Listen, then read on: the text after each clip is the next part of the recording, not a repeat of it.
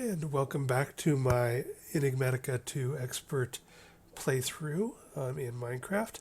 Um, last episode, I believe we were flying around in our glider just looking for stuff. Found a dragon, ran away, etc. So I am continuing to do that in this session. I found another village and scored a bunch of stuff. I got lots of books and pages from a library style room, not the one with just a few bookshelves, but one with actually chests full of books and paper. I stole my usual tons of bookshelves and pistons and cauldrons and other stuff. Didn't find anything too remarkable there other than I am very glad for the books and paper.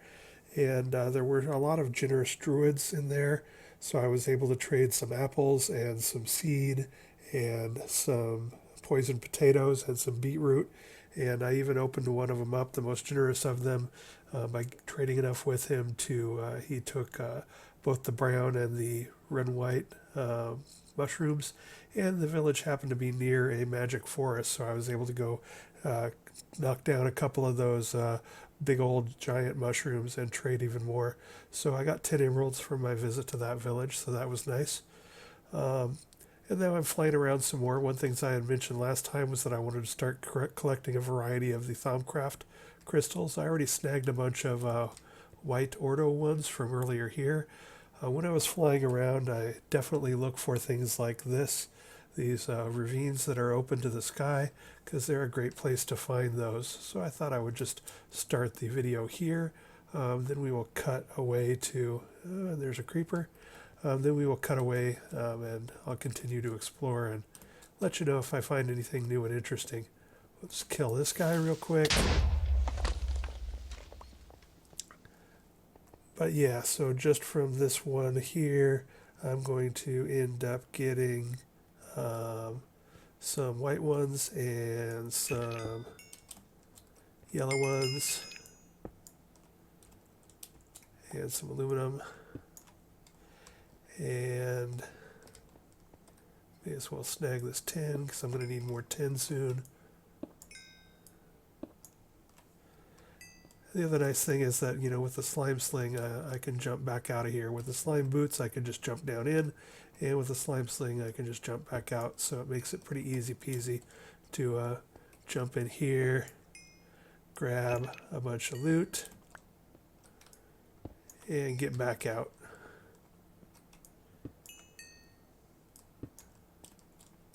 So yeah, this is the kind of thing I'm looking for. I'm just going to finish scanning this ravine, and then I'm going to run over to the other one on the map that was just a ways away. Grab anything that's easy here. And then we'll go ahead and bug out.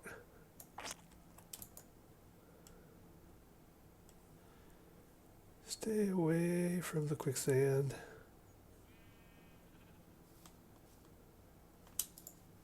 So where was that other one? Ahead of us.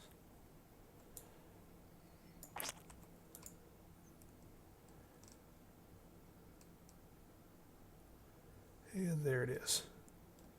So we will go ahead and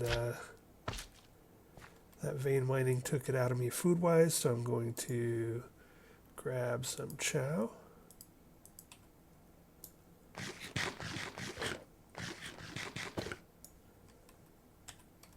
And then we'll go see if we can scam any more. Oh, look, we got a bunch of red ones. We got some blue ones. Yeah. So I'll jump down here. Try and hug the wall so I stay on that ledge. Oops.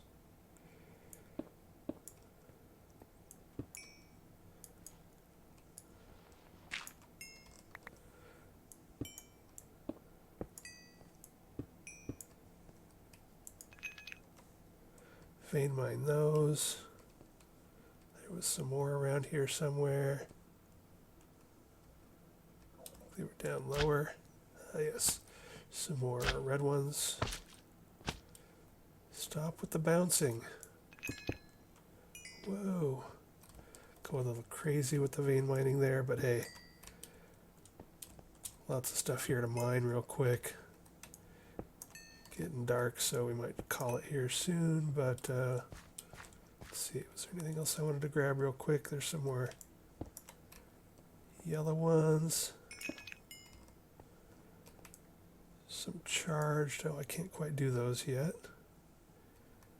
Looks like it's safe to actually grab a nap here.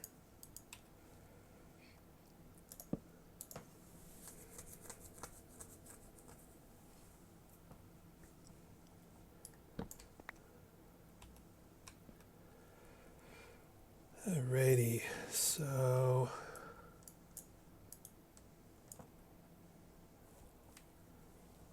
what am I doing? Oh, my pickaxe needs repairing. I know a lot of people carry repair kits. I've never really done that. I always just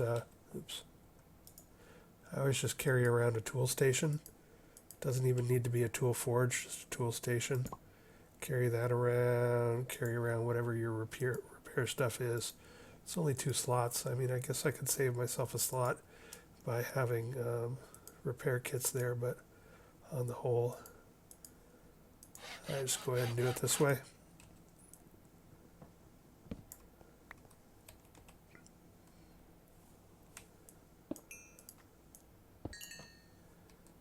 There we go. I knew something seemed wrong about us not being able to get that charged Certus quartz.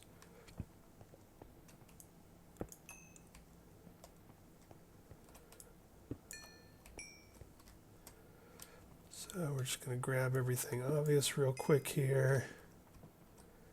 No need to go completely nuts, just grab things that are easy. And then move on. But hello there. And we'll go ahead and slime sling out of here.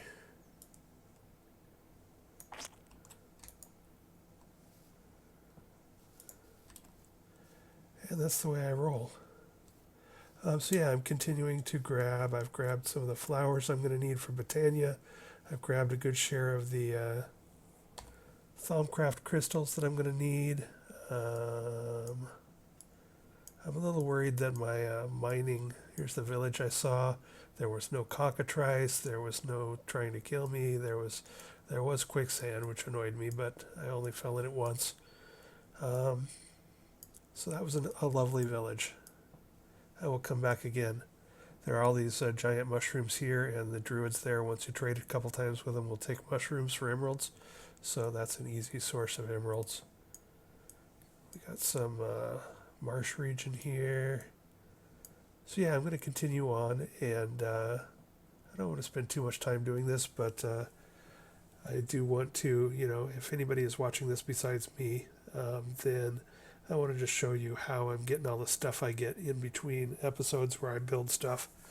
I think it's important to, if anybody is new to the mod pack or, relatively inexperienced in Minecraft and they're watching this, it's good for them to see how you can sort of quickly run around and scan and get the stuff that you need.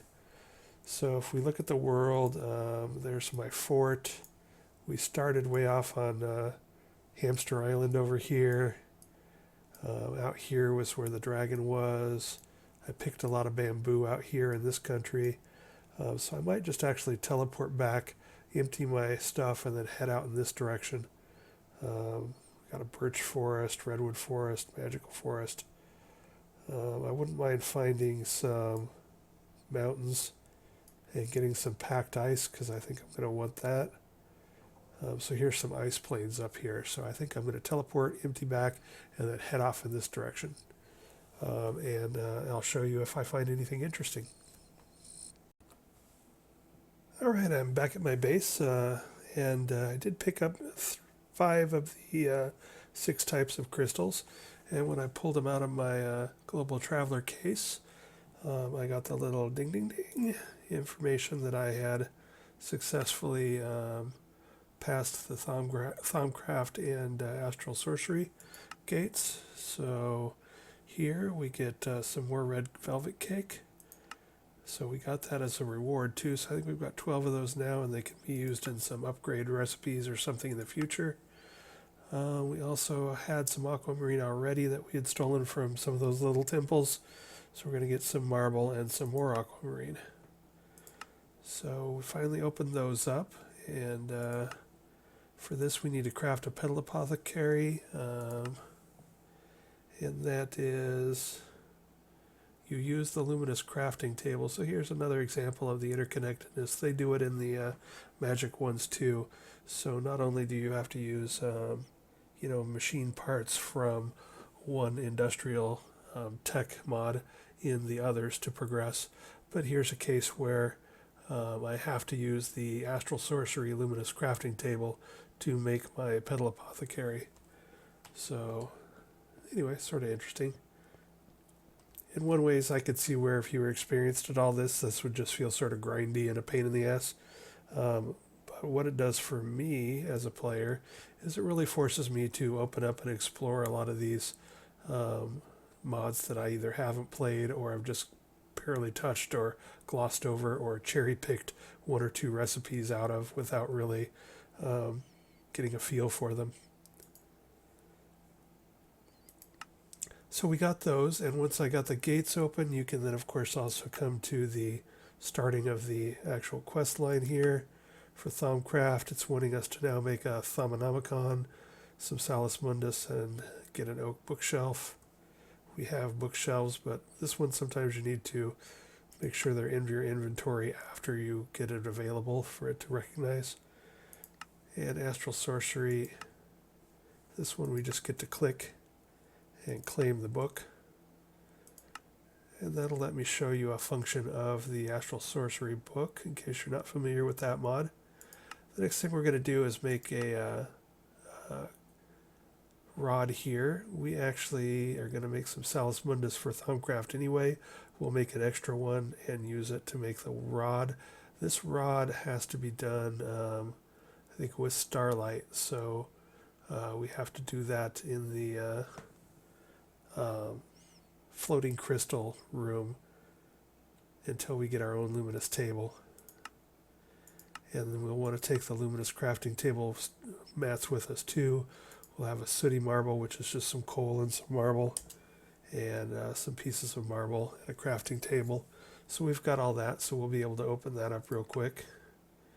Cave Illuminator is something that I sort of love. You set it above a certain area, so I could set it above my fort, and then anything underground in like a 3-chunk radius, if it's dark enough, there were little flares, little lights, will-o-wisps or whatever you would call them, light up and light all the darkness up.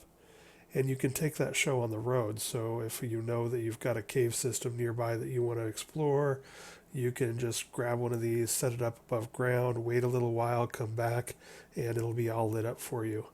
It doesn't stop spawners from spawning, and it doesn't stop other underground nasty ice and fire critters like dragons, but it will keep, the normal things lit up just as if you threw a bunch of torches down.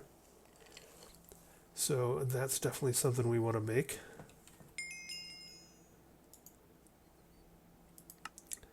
So we got that going on. Other things we want to do. I'm going to work on some gates. Probably what I'll do is in between episodes, I'll just round up all the materials and then we'll enter them in, make the stuff, and see what our loot rewards are. Did I get any loot rewards? No, all I got is the book. So here's another book. I've already shown you, but I've got an Akashic Tome going somewhere. Here it is. So we'll pull that out. We will click it, left click it in empty space to turn it back to its Akashic Tome. We will throw it in there. We will combine it with the Astral Tome. Then we will right click and select the Astral Tome. And the reason I'm going through all this is that we did collect some constellation papers here for the 5 that you can get that way. And if you hold your Astral Tome out in space and shift right click, it opens up a little slot in the book that you can throw those papers in and get them out of your inventory. I don't even know if you have to keep them, but since that's a feature that's there, I'm going to go ahead and use them. And then again, left click in open space to go back to the Akashic Tome, and I just want to be sure, so I'm going to go ahead and right click, take my tome, and shift right click, and yeah, the papers are still there. So that works just fine with the Akashic Tome. With all the books we're going to be getting for this huge modded monstrosity that is Enigmatica 2 Expert, it's good to be able to combine your books there. Okay, so we got some stuff done. I still want to sort of wander off to the northwest and take a look around, do a bit more exploring. But I did want to get that stuff out of the right way real quick. We still sort of need to get some more netherrack and go to the nether and build our blast furnace. But there's just so many things to do in parallel here that it's hard to get too wound up about doing any one particular thing. I could continue to explore, I could craft, I can open gates. I need to make a bunch of storage drawers and move my storage drawers and a storage drawer controller downstairs and get all this organized. That would be nice. So I got a lot of things I could be doing. They're all important. So I'm just going to sort of do whatever I feel like for a while. So I am going to cut here and fly off to the northwest this direction in my and see if we can go to the ice plains and maybe pick up some packed ice to use when we make I'm probably going to make some, I forget what they're called. They're the ones where you put them in the ground. I think they're Immersive Engineering, and you put something hot on one side of the block and something cold on the other side of the block, and it generates power without using fuel. So I want to make some of those, so having some packed ice would be nice. And I want to continue to look for, we are missing still green crystals. So that's the other thing I really want to do. Green crystals, and we've got white petals for the Botania Petal Apothecary and Daisy. And we've got plenty of brown petals for Indoflames, that plants that burn things like charcoal and turn it into mana. They also take red flowers, and we still need to get some light gray flowers. So green Thaumcraft crystals and light gray Botania flowers and packed ice and anything else that we see that's interesting. So we'll check out here, pause for a moment, jump cut, and I'll come back when I either wrap up the video or when I find something more interesting. And I almost immediately found another village north and west of us. So we've got this village and this village and this village and now a fourth village. This looks to be a good village, so I'm going to take a little time and grab some of the important stuff out of there, see if we get anything interesting. This is not totally by accident. When I did this, when you can see down at the bottom as I mouse over, it sort of shows me, even though I haven't explored it yet, it shows me what biomes I'm mousing over. And I intentionally, when I was looking for a place to live as we came from the Dread Hamster Island, I noticed that there were lots of biomes up here in a cluster that could have villages. So that was one of the reasons I settled up here. So it's not completely by accident that we've got all these villages around them. We definitely wouldn't be finding those if we were, in some nasty, like the Alps or, things like that. But we're going to go ahead and tootle around here a bit. And then if I find anything super interesting, I'll tell you. And if not, we'll continue on to the northwest. And we're back with more exploration. I found what appears to have been a dungeon here. I think I saw one of these when I was testing this mod pack out before starting this playthrough on another world. And I think there's some like skeleton and zombie spawners down at the bottom of this, and chests and whatnot. So that's good, because we've been sort of lacking on killing monsters and leveling up our sword and getting some better armor than the iron that we're wearing. And that's mostly just because I'm got so many other things to do that fighting has been on the back burner. But what I did was I went ahead and marked this on the map. We are far enough away from our home fort that, well, first of all, there wasn't anything too exciting in this village. Grabbed more pistons and cauldrons and bookshelves and yada yada. Did find a couple of little structures along the way, forts that were similar to the one that we have taken over. So I got some more netherrack from those, so that's nice.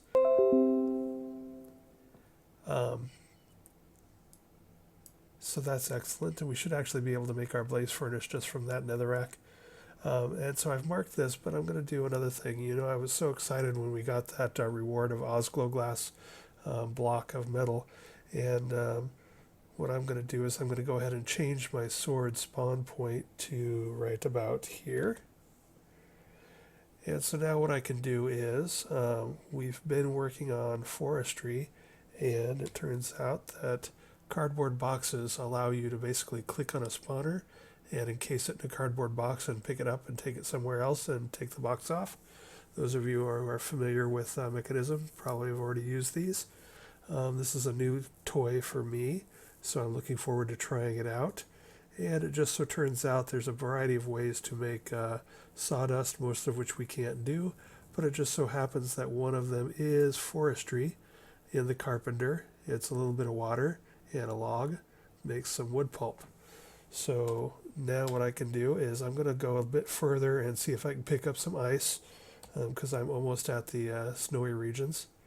But then what I'm going to do is I'm going to teleport back to the fort. I'm using my mining pick, brown magic thing. I'm going to make myself a cardboard box or two or four, and then I'm going to teleport back here, and maybe a next episode will be about rampaging through this dungeon and trying to grab us some spawners that we can use to set up a mob spawning room. Again, I've been sort of lax on that. I know a lot of people, that's one of the first things they want to do is set up a mob farm so they can get lots of armor and swords and whatnot. But again, I've got so much exploring and gathering and etc. stuff to do that I've sort of just been ignoring that for now. So, all right, I am going to go explore a bit further, show you what I find in the snowy wastes, and then we'll call it an episode, and next time we'll come back here and see what's down this hole. So I've only got a few blocks, but I did want to take a look at this. So I've been ignoring these skystone ones. Applied Energistics is still a way off from us, and I already have inventory problems without picking up entire meteoroids and putting them in my storage. But this is a really small one, so this is a good one to just show real quick. So I'm going to go ahead and vein mine on it. And what that'll leave us is somewhere near the top in the middle, there are these skystone chests. And this is a good one because it's actually got, I think, 3 of the 4 inscriber things that we'll need for doing Applied Energistics. And so that is very handy. And it's sort of a cool looking chest, so we're going to go ahead and take that as well. We'll probably swap that out and put it near our smelter instead of the wooden chest, just because it fits in better and looks better there. And the other thing I wanted to show real quick is when you get into the snowy areas in particular, faint amaranth from astral sorcery, if you break these, they have glowstone. So if you're not stealing glowstone from villages like I've been doing, and you're not going to the nether as fast as some people think you should, like me, then that's another way to get it, is to look for that faint amaranth. Generally in snowy regions is where I've seen it, but most of you guys are probably more familiar with biomes of plenty than I am. So here's some ice. It's not packed ice, which is I think a little colder, but I'm going to go ahead and see if I can mine some of this. I got the silk touch. Whoa, that's probably more than I needed. So I think I just sent all the ice I will ever need to my fort.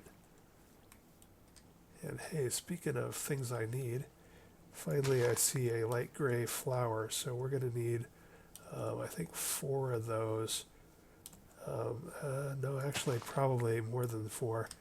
Four of those to make the Indo flames we want, but I think there's also a recipe that requires a block of light gray floral powder. So that's going to be another. Oh, here's a tall one. That's good. It's going to be worth 4. But I have to break it with something that doesn't destroy it. So I'm going to get out my comma and hit it. And so there's 4. That's 4 petals. So that's good. So maybe we've got, maybe half of the light gray flowers that we need. So just scanning real quick to see if we got more. Yeah, we don't. So let's see what we got in the neighborhood here. We've got yet another little fort like the one that we are stationed in. So I'm going to go up there and steal its netherrack real quick.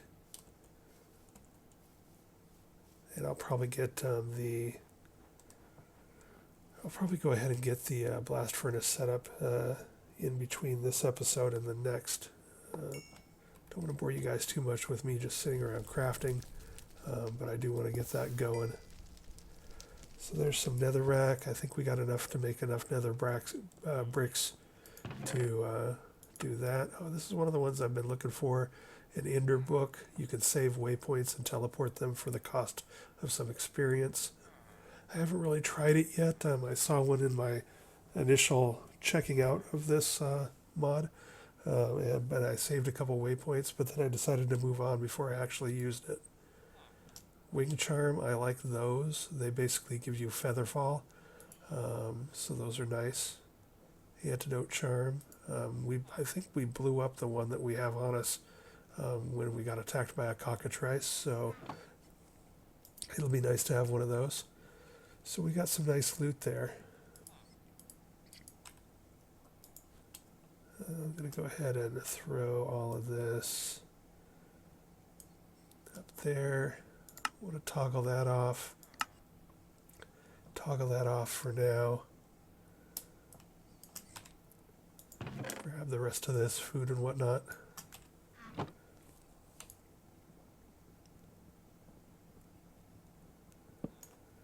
I've been stealing a lot of cauldrons, if I recall correctly. Something like the maybe the iron drums require cauldrons in this mod pack, so it's good to have some of those. The gold block that is usually here is gone. That's okay. We'll go ahead and steal the iron bars because we'll be using those in recipes, and some of that. And what else do we got in the neighborhood? Yet another little fort. Wow, there's lots of them. You guys probably don't need to see me raid fort after fort after fort, so we'll probably end it right there. So yeah, let's call this an episode. We've gotten some good exploration in, some good looting, got a few things that we needed, so I will set up, get all this stuff ready for the blast furnace, and we can launch that at the beginning of next episode, and then we'll come back to this dungeon and raid that with some cardboard boxes and see if we can steal some spawners. Alrighty, I will talk to you later. Quick epilogue to this episode.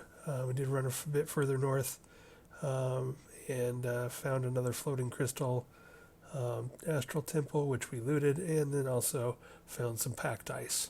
So we are good to go. So I'm going to grab this packed ice, grab some glowstone out of these faint amaranth, and then head back and get busy.